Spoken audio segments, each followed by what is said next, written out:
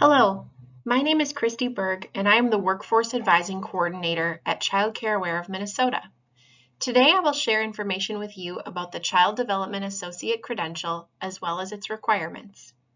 As a Workforce Coordinator, I provide different supports to professional development advisors and child care directors in Minnesota's early childhood field. I also assist CDA candidates by helping them to understand the requirements of the Child Development Associate Credential, and I serve as a liaison to the CDA Council. Child Care Aware of Minnesota is a resource and referral network for early childhood education in our state. We assist families in finding a quality child care program, and we keep the community informed on the importance of high-quality early care and education. CCA supports the professional growth of early childhood educators with professional development opportunities, eager to learn online training, grants, scholarships, parent-aware, and trainer support. During this presentation, I will share a general overview of information about the CDA, including the benefits of earning the CDA, the steps in the credentialing process, the requirements, and an introduction to the professional portfolio. The Child Development Associate Credential, or CDA, is a nationally recognized certification for early childhood educators and is administered by the Council for Professional Recognition in Washington, D.C. The CDA is a multi-language credential designed to assess an early childhood educator's competency in the language of their daily work. It is a key stepping stone on the path to career advancement in early childhood education. To be awarded, candidates must complete an assessment process and demonstrate that they are able to put their knowledge of CDA competency standards into practice in their daily work with children and families. Over the past 45 years, over 800,000 early care educators in the United States have earned a CDA credential. Why choose to earn a CDA in Minnesota? The CDA is transferable and recognized in all 50 states. So if you earn a CDA credential while you're working in Minnesota, you can take that credential with you if you move out of state and have it recognized. You don't need to reapply to the council. CDA holders in Minnesota are assistant teacher qualified in licensed child care centers, and some are even lead teacher qualified, depending on the number of hours of experience the CDA holder has. The CDA credential can articulate to credit in Associate in Arts and Bachelor's of the Arts degree programs. In Minnesota, you can earn between 3 to 6 credits at several different colleges across the state. A student's credential and portfolio will be reviewed by the college, and the student will typically earn credit for prior learning for 1 or 2 introductory level courses in early childhood education. A CDA candidate must select the correct CDA credential type that they will apply for. The 3 direct care credential types there are include family child care, center-based infant-toddler, and center-based preschool. The center-based infant-toddler covers classrooms with children ages birth to 36 months, and the center-based preschool covers children ages 3 to 5 in preschool classrooms. Family child care includes the in-home child care programs with children ages 0 to 5. And in selecting the credential type, the candidate will choose the credential type that matches the work experience that they have completed most recently, because they need 480 hours of work experience that matches the credential type they apply for in the 3-year period leading up to their application. I'll talk a little bit more about that in the next slide. CDA candidates also need to complete 120 hours of education, and they must complete at least 10 hours in each of the CDA subject areas. Now, this education should be specific to the credential type they will apply for and relevant to the age group and setting. Those 8 CDA subject areas are listed here, starting with number 1, planning a safe and healthy learning environment, down to number 8, which is understanding principles of child development and learning. So they need 8 CDA subject areas, 10 hours in each of those. The other 40 hours to get to the 120 can fall under any of those CDA subject areas.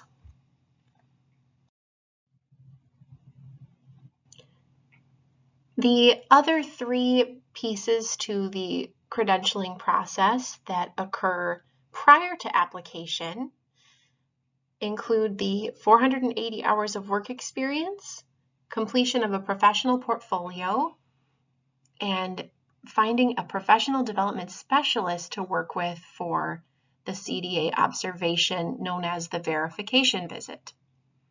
So again, the 480 hours of work experience, that must be completed within the 3-year period preceding CDA application, so the 3-year period before they apply.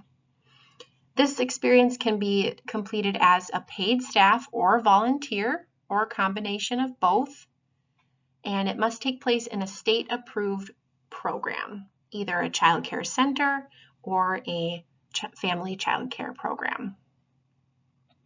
And the work experience must match the setting and age group for which the candidate will apply. So if the CDA candidate would like to apply for an infant toddler center-based credential, their 480 hours must be done in a state-approved child care center program in either an infant or toddler classroom or a combination of both. The professional portfolio must be completed 6 months prior to the application for the CDA and according to all of the council's requirements. The council does list all of the requirements in the CDA competency standards textbook, and the portfolio does take some time to put together, so you might choose to embed a lot of the portfolio work as homework assignments or classroom work experiences for students. Another piece of the credentialing process on the front end before application is to find a professional development specialist that the candidate will work with for their observation, which again is called the verification visit. And they can find a PD specialist through the council's directory on the council's website. And the council is also available to support CDA candidates with finding a PD specialist if they have any difficulty using that directory. Once a CDA candidate has confirmed that they have a PD specialist who has agreed to complete their verification visit, the CDA candidate will receive the PD specialist's ID number and put that ID number on their CDA application. So once they have their portfolio, their work experience, their education, and the PD specialist ID number all put together, they are now ready to apply for their CDA. And the application can be done online for $425, or they can use the paper copy of the application located in the CDA Competency Standards textbook. It is a little more expensive to apply by paper application. It is $500 per application. Child Care of Minnesota does have scholarships available for the cost of the application. And there's more information on those on our website. Another step to the credentialing process is the verification visit or observation, and that takes place after the council processes the CDA application. The council will send the CDA candidate a ready to schedule notice, and once received, the candidate can move forward with locking in a date with their PD specialist for the verification visit. So then they can move forward in completing that visit as well as their CDA exam. And the verification and the exam can be taken in any order. Either one of the two can come first. It doesn't matter. But the council indicates a couple ways to prepare for the verification visit and the exam. For the visit, a candidate can prepare by completing a self-study, and they would do this by reviewing the comprehensive scoring instrument in the Competency Standards textbook, and they can do that with their child care director or a cooperating teacher in the classroom. They can go through and look at all of the different items that the PD specialist will be reviewing on the day of the visit ahead of time to ensure that they are all ready to go. And for the CDA exam, the council indicates that the preparation of the portfolio and the education should prepare a candidate for the CDA exam. Their classroom experience as well should get them set up to take the exam. But there are some practice questions available in the Competency Standards textbook that they can review ahead of time as well. And I just wanted to take some time to note that the CDA credential does expire after 3 years. So if a candidate would like to renew that, they can apply for renewal 6 months in advance of the expiration date. They would just need to keep their CPR and first aid valid, have 80 hours of continued work experience with the children in the setting in the age group of their original CDA, 45 hours of ongoing education in any of the CDA subject areas, and membership in an early childhood education association. There are several free memberships available. Some have a cost, but the council does have a list of organizations on their website. But again, this isn't something that we need to worry about right now because the CDA credential does stay valid for 3 years. I wanted to take a couple minutes to talk about other certifications that are related to the early childhood education field. The first is pediatric CPR and first aid.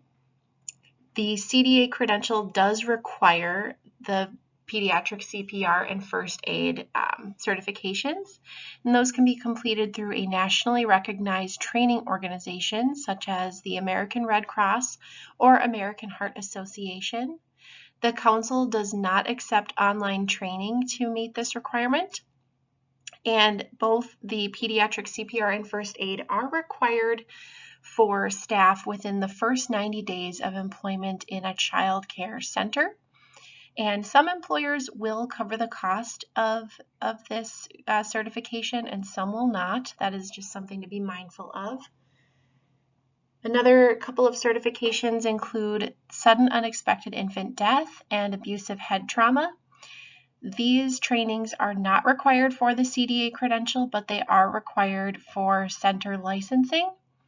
And Child Care Aware of Minnesota offers both of these trainings online for free. Center employers will also train their staff during orientation on these two topics. For this next section of the presentation, I will go into details about the professional portfolio required for the CDA. There are very detailed instructions in the Competency Standards textbooks, and these instructions outline all of the requirements for the portfolio, as well as the required order and organization. And it includes information about specifications for the portfolio that are based on the CDA credential type and language that the candidate is applying for their CDA. They do have the option to complete a CDA as a monolingual Spanish candidate or bilingual Spanish-English candidate, just depending on their work environment and the languages used with children. And so for the specifications for CDA credential type, as one example, there is a requirement to put together 9 learning experiences for children. And so, for example, a candidate who's applying for a preschool CDA, there's going to be some specification for the ages addressed for those 9 learning experiences. And so the CDA Competency Standards textbook has more information about those requirements and how how their portfolio should be tailored to the age group and setting that they're applying for. The council indicates that the professional portfolio can be arranged in any creative way. For example, they could go with, the standard 3-ring binder arrangement. They could do file folders. They could put together an electronic portfolio. I've seen folks who have done Google Docs as one example, or just saving files to their personal computer or device. The portfolio should be legible, professional looking, reasonable in size, and of course written in the student's own words. There are cover sheets that are required for the portfolio, and they are located in the Competency Standards textbooks. And the items in the portfolio must be labeled specific to how the council requires. For example, RC 1-1 would be the label for Resource Collection 1-1. And all of those labels are located in the standards textbook as well. The cover sheets for the portfolio, which are required, are located in the Competency Standards textbooks. There is one copy for each of the cover sheets, and those cover sheets include a My Professional Portfolio cover sheet, a Summary of Education cover sheet, a Family Questionnaire cover sheet, and a Reflective Dialogue worksheet. Those cover sheets are going to serve as kind of dividers for the portfolio, and they divide up the portfolio's main contents, which I have listed here. So the candidates will place their training and education documentation in the portfolio. There's a section for resource collection, which is a number of different items listed in the Competency Standards textbook. There will be 6 reflective statements of competence that are required, a set of family questionnaires to be collected, and a professional philosophy statement. So just going into a little more detail on the cover sheets, I have a picture of what each of those cover sheets looks like, and you can find them in the textbook. The My CDA Professional Portfolio cover sheet outlines the structure that the candidate is required to use for the portfolio. So you can see here, this is the order in which the portfolio is organized and also labeled. This cover sheet and all the others are found in the Competency Standards textbook toward the back. The next cover sheet is the summary of My CDA Education. So the CDA candidate will place this cover sheet in their portfolio, and what will follow includes the training and education documentation that the candidate will show to the professional development specialist at their verification visit. The entire portfolio is reviewed at the verification visit as part of the observation process. And so the council indicates that candidates can put documentation in their portfolio in the form of transcripts, certificates, or official letters as just a few examples of what they will accept. And the training content that must be specific and relevant to the setting and age group that the candidate applies for. So on this cover sheet, the candidate signs an attestation stating that they have completed at least 10 hours of professional education in each of the 8 CDA subject areas, and that they have met or exceeded the 120 total clock hours that are required. Next is the Family Questionnaires summary sheet. And this summary sheet goes in front of the collected questionnaires. And the family questionnaire can be found, there's a copy of it in the textbook, and a CDA candidate will distribute 1 family questionnaire per family with a child in their care in their classroom. And so the PD specialist, they will review the cover sheet, and they will count the number of questionnaires that were collected to ensure that a majority of what were dispersed were collected. So for example, if there are 10 families with a child in the classroom the candidate is working in, the candidate must get back at least 6 of those 10.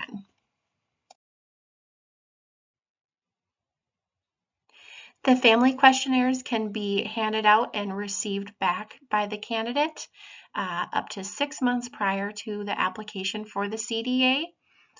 I'd like to note that the PD specialist will not review the ratings that are indicated by each family, the scores given by each family for the questions, but they will review the number collected and the cover sheet.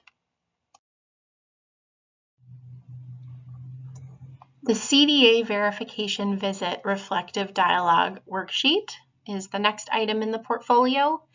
Now, this is a required part of the CDA credentialing process, but this worksheet and associated conversation with the PDS will not be scored, and this does not have any bearing on the credentialing outcome.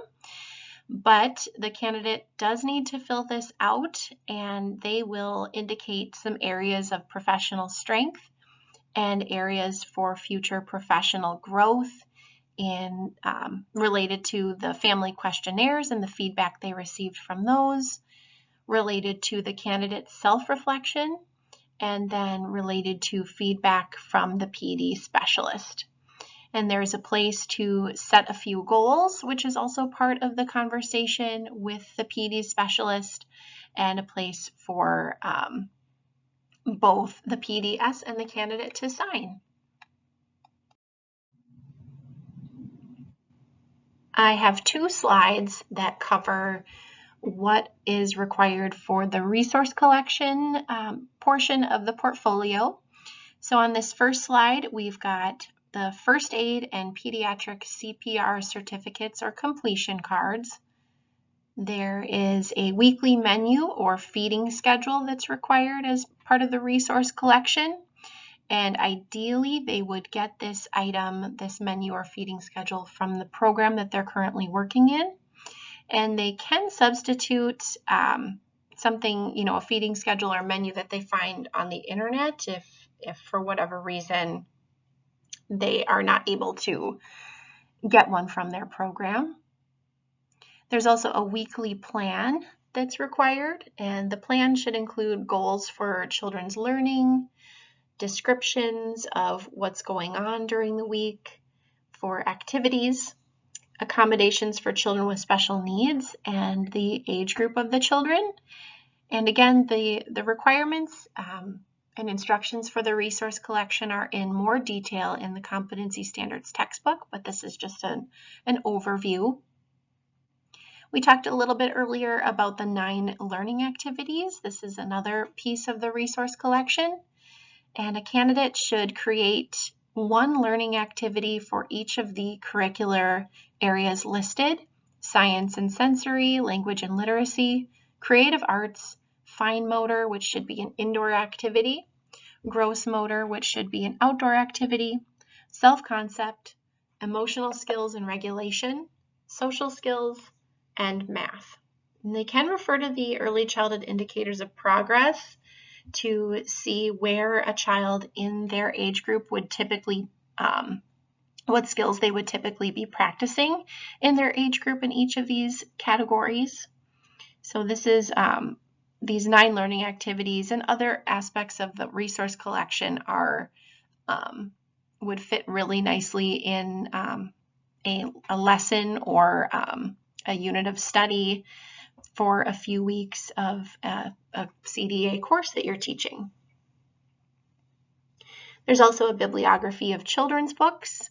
They need to create a bibliography with 10 developmentally appropriate books that can be used with young children. It should include the titles, authors, copyright dates, and short summaries of each of the books. And the books should be different topics related to children's lives and challenges.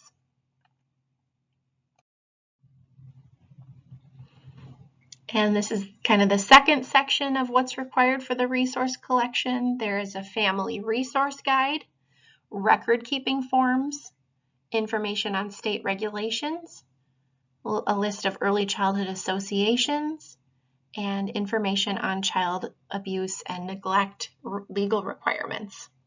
So for that family resource guide, this should include information on a local agency that provides family counseling, information on translation services for families whose home language is other than English, plus American Sign Language.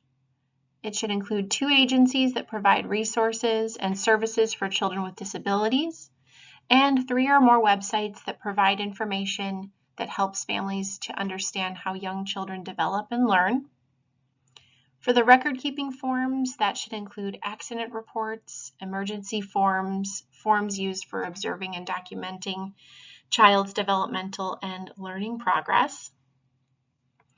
For state regulations, this should include the name and contact info of the state agency responsible for regulation of child care centers and family child care, which is child care licensing. It should include information on the qualification requirements for personnel, group size, and adult-child ratios, which can also be found on the child care licensing website. For early childhood associations, that should include 2 or 3 websites that describe professional resources and membership opportunities that are offered. And these can be national, regional, state, or local associations, or a combination. And for the child abuse and neglect, this should include summaries of Minnesota's legal requirements regarding child abuse and neglect and mandatory reporting guidelines.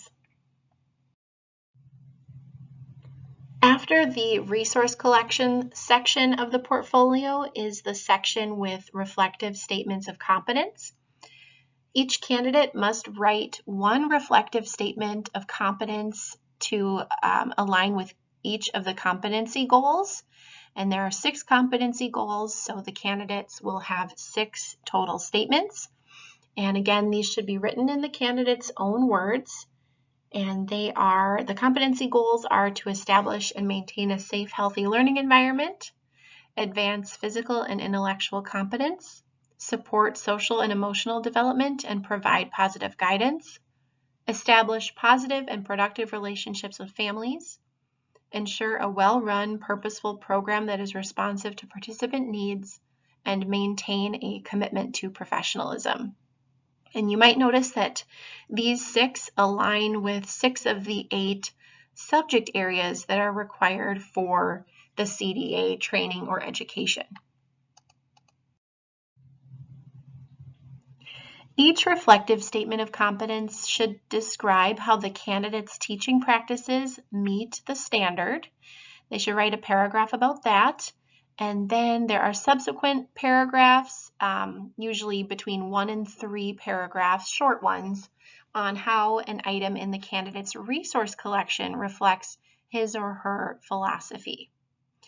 The candidate should follow instructions and use the same numbering pattern found in the CDA Competency Standards textbook. And each of the statements should be no more than 500 words each.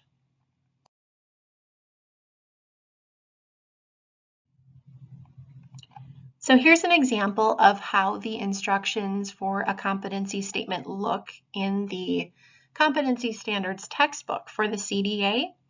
And this example is for competency statement number 3, which is related to the goal of supporting social and emotional development and to provide positive guidance. So the instructions are outlined really nicely here. In the first portion of the reflective statement, they will begin by describing how their teaching practices meet the standard.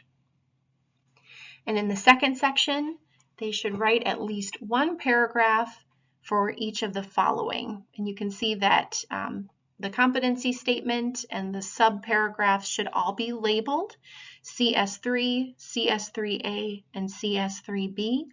So for those subsequent 2 paragraphs for this competency statement, they will describe some of the ways that they support the development of children's positive self-concepts and growing social and emotional skills. And then for the next paragraph, they reflect on their philosophy of guiding young children's positive behaviors. They should write about how their professional philosophy is similar and or different from how they were guided as a child. and also write a little bit about how they constructively deal with young children's challenging behaviors.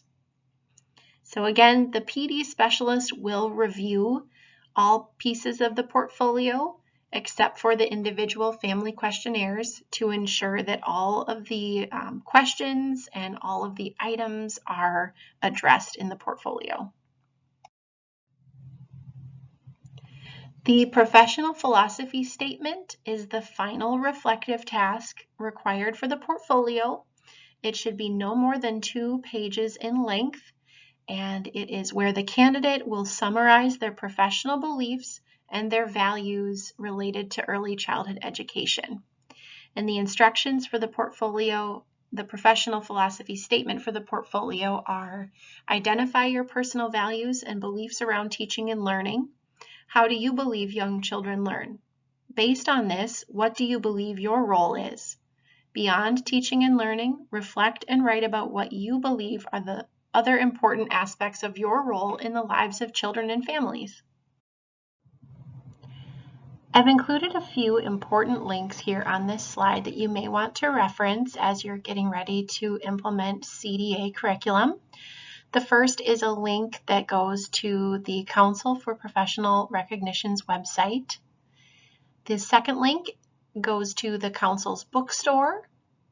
The third link is a PDF of the CDA credentialing process overview. The second to last link brings you to a PDF handbook on tips for high school early childhood CT programs, preparing students for the CDA.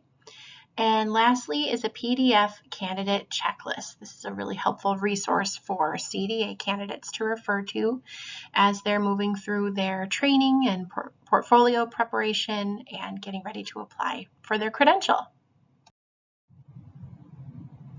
And this is my contact information. Should you need it after today, I can be reached at christyb@childcareawaremn.org or 651-290-9704, extension 118. If you have questions related to the CDA credentialing requirements or any questions related to the portfolio, feel free to contact me. I don't work for the Council for Professional Recognition, but I do have a lot of knowledge around the CDA and would be happy to help you with any questions you have.